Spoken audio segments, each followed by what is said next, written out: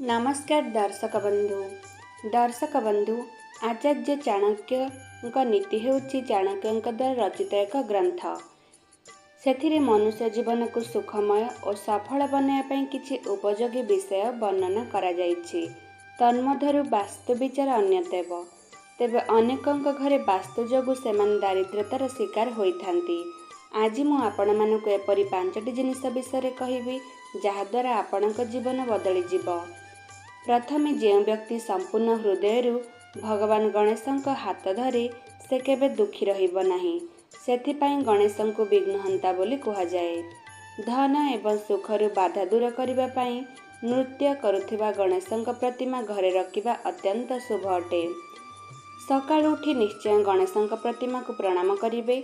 एहा द्वारा बिगड़िथिबा कार्य संपूर्ण हेबा सह घरे कदापि धनर अभाव हेब नाही।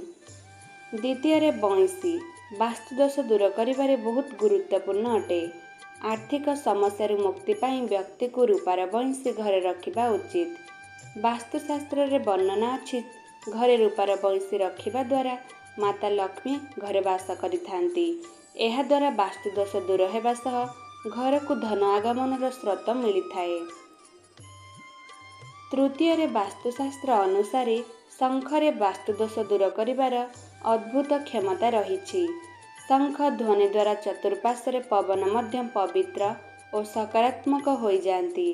शास्त्र अनुसार जेउ घरे लक्ष्मी दक्षिण हाथ शोभा पाउथिबा शंख रही थाए सेही घरे स्वयं माँ लक्ष्मी निवास करती और घरे केबे मध्य धनर समस्या देखा जाए नहीं। शंख को एक लाल कपड़ारे गुड़ाई रखिबा उचित एवं नियमित एहार पूजा करिबा उचित। आपणक घरे माता लक्ष्मी फोटो बा मूर्ति निश्चय थिबो। मात्र घरे धन वृद्धि निमंते माता लक्ष्मी फोटो बा मूर्ति सह भगवान कुबेरଙ୍କ फोटो बा मूर्ति निश्चय रखिबा उचित।